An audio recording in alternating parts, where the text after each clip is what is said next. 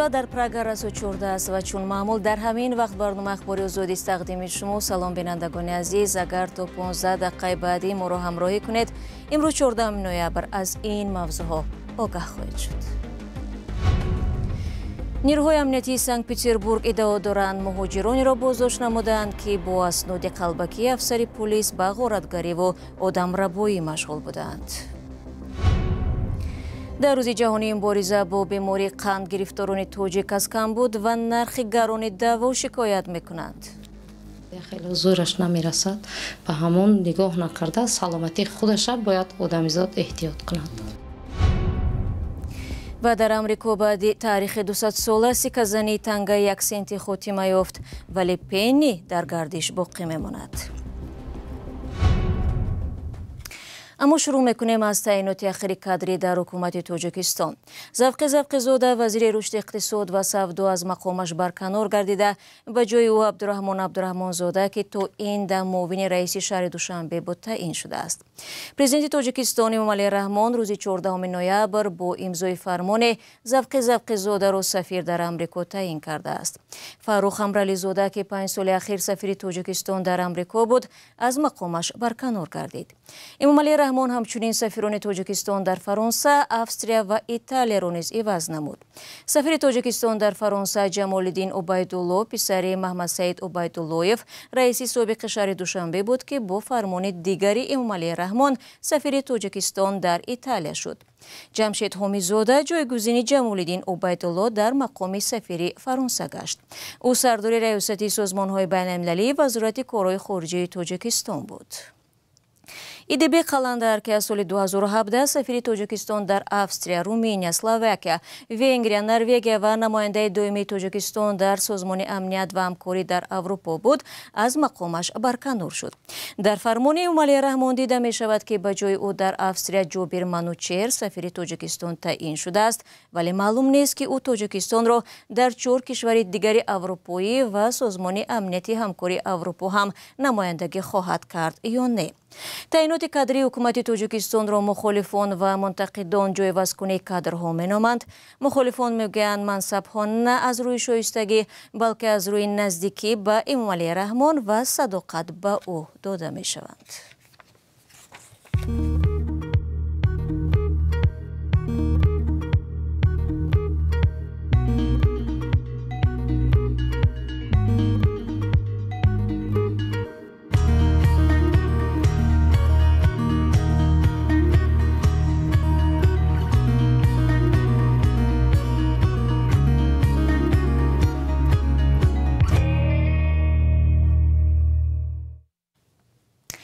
ریاست خدمات امنیتی فدرالی در سنت پتربورگ روز 14 نوامبر از بازداشت گروهی از زادگان آسیای مرکزی خبر داده است که به صادر کردن جنایت‌های وزنین متهم می‌گردند.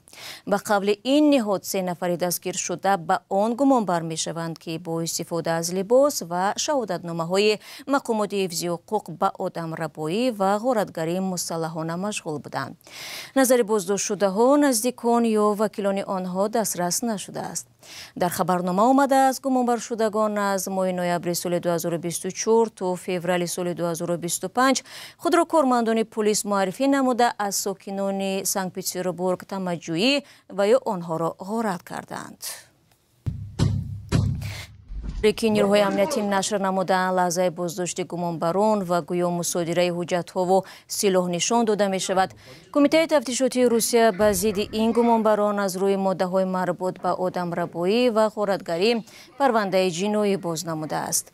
بیانیه‌های خدمات امنیتی فدرالی و نهادهای دیگر انتظامی روسیه در مورد خارجیان و مهاجران اکثراً شبهه برانگیز بودند و امکانی سنجش مستقلانه معلومات آنها برای رادیو آزادی دسترس نیست. در همین حال وزیر کارهای داخلی روسیه ولادیمیر کالاکولتسف دستور داد که نظارت از بالای شهروندان خارجی در منطقه روسیه پرزور گردد.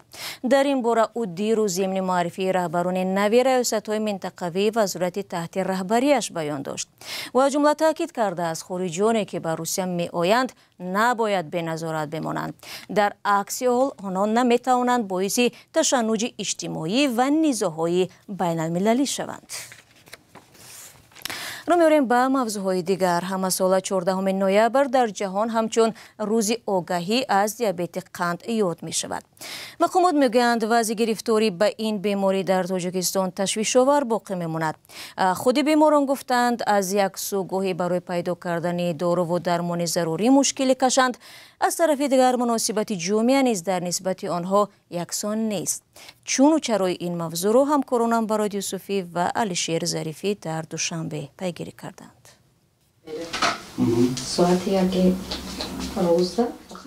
олмахон мамадназарова сокини 48-солаи шаҳри душанбе 11 сол инҷониб гирифтори бемории диабети қанд аст. барои табобат соле як бор дар бемористон бистарӣ мешавад. барои бадтар нашудани вазъи саломатиаш пайваста аз доруву дармон истифода бурда тавсияи табибонро қатъан иҷро мекунад. атрофиён ва ҳамкоронаш дар идораи ҳифзи иҷтимоии ноҳияи шоҳмансур аз бемории ӯ огаҳ буда дар сурати зарурат барояш кӯмак мерасонанд. дар як ҷо мешинем як баъзен вақт чой менӯшем бо ҳамкорон, бо хона, оилаам, бо фарзандом. хел вай намекунанд ки ин қанд касал аст, ё пиёлаи ина нагирем, ё қошиқи вай нагирем, мо хел вай надорем. олмахон мегӯяд ҳарчанд бемории қанд сироятӣ нест, муносибати хуб дар ҷои кор ва хонавода рӯҳияву талошҳои ӯро дар мубориза ба ин дард қавӣ кардааст. ин боно барои табобати бемориаш дар моҳ аз 700 то 900 сомонӣ харҷ мекунад, аммо на ҳамеша ҳамаи доруҳои зарурӣ барояш дастрас ҳаст. доруҳои ҳозир қанд ҳама дору қиматанд.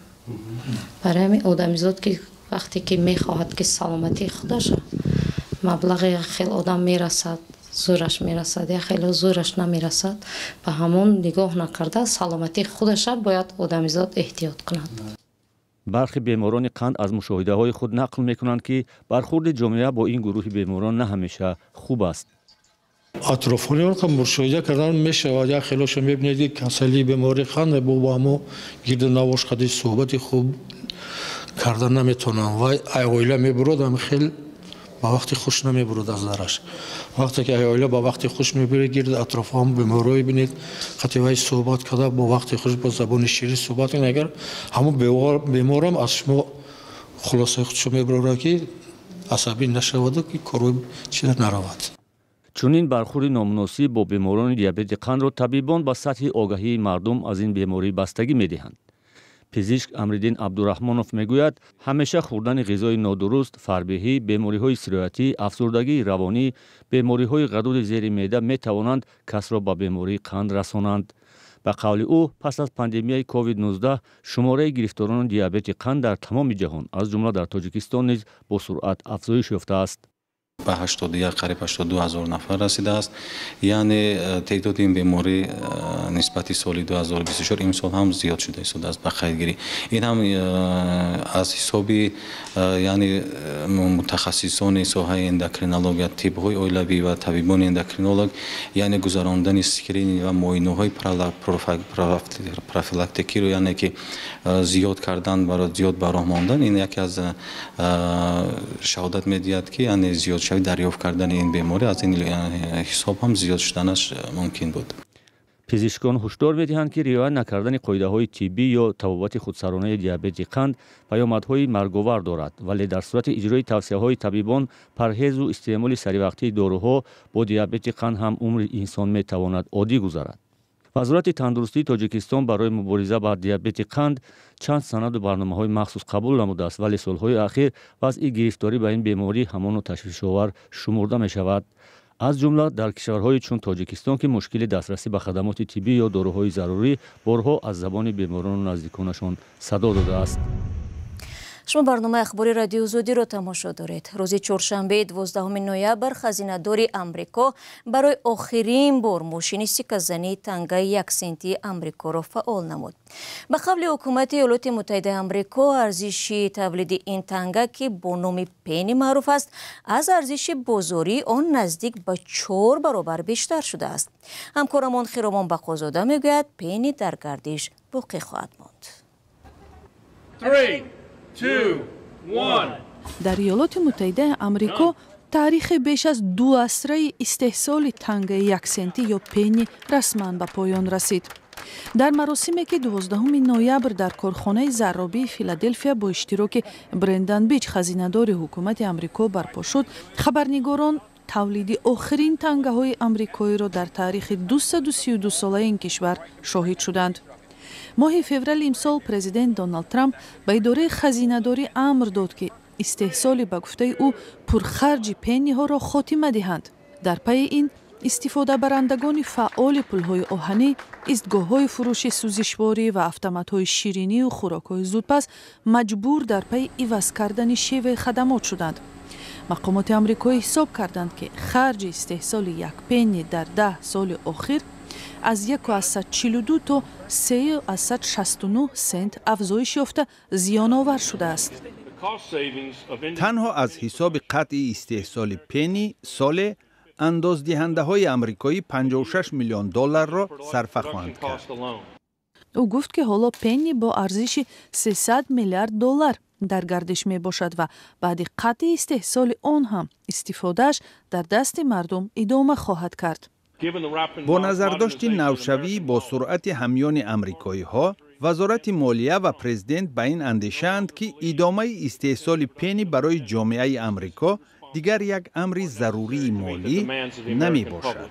ҳукумати амрико пенниро соли 1793 ҷорӣ намуда, аз соли 1909 дар рӯи он акси президент Абраҳам Линколнро сикка заданд. барои сохтани ин тангаҳои хурд рӯҳ ва мис ба кор меравад. таҷрибаи дасткашӣ аз истеҳсоли тангаҳои хурдро дар давлатҳои дигаре мисли Канада, Австралия, Ирландия, Зеландияи нав ҳам роҳандозӣ карданд.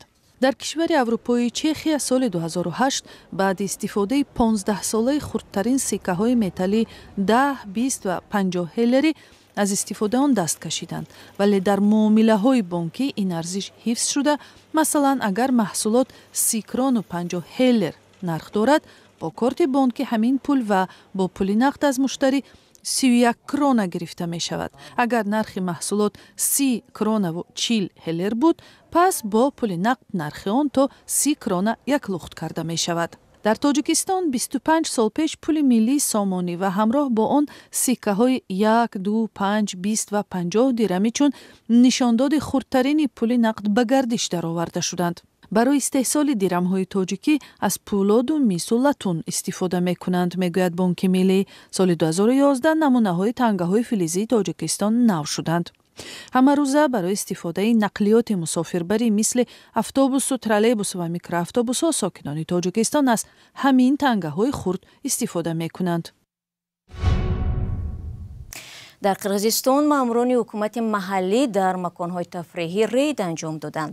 ба соҳибкорон тавсия дода шуд ки пас аз соати 22:00 баста шаванд. сабаби расмии маҳдудиятҳо риояи қонуни хомӯшӣ ва истифодаи самараноки нерӯи барқ будааст. шаҳрдори Ош Ҷенишбек Токторбоев ҳам бастани клубҳои компютериро тақозо кардааст. ин масъул ваъда додааст дар акси ҳол интиқоли барқ ва оби онҳоро қатъ мекунад. дар Бишкек кормандони полис ва нозирони шаҳрӣ ҳатто ба маросимҳои оилавӣ дар тарабхонаҳо омада талаб карданд ки чорабиниро қатъ намоянд. ин рейдҳо баъд аз нашри мусоҳиба бо Қамчибек Тӯшиев, раиси Кумитаи давлатии амнияти миллии Қирғизистон дар шабакаҳои иҷтимоӣ оғоз гардид. ӯ изҳор дошт ки қонун дар бораи хомӯшӣ бояд ба таври қатъӣ риоя карда шавад ва ҳама ҷойҳои фароғатӣ бояд баъди соати 10 шаб баста шаванд. вай ваъда дод ки масъулони ҳукумати маҳаллӣ барои нақзи қонун ба ҷавобгарӣ кашида мешаванд. изҳороти Тошиев дар ҳоле садо дод ки мардум аз қатъи нерӯи барқ дар Қирғизистон эътироз мекунанд. дӯстони меҳрубон, дар ҳамин ҷо нашри барномаи ахбори озодӣ ба этмом мерасад. сипос ки то ин лаҳзаҳо бо мо будед.